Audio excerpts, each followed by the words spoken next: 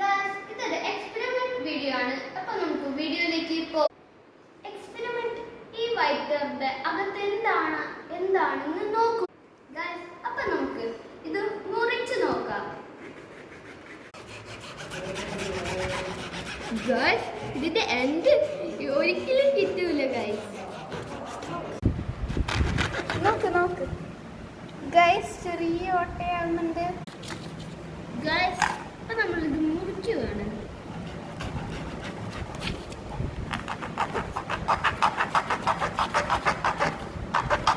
Guys അപ്പൊ ഇതിന്റെ അകത്ത് എന്താണെന്ന് നമുക്ക് നോക്കാം.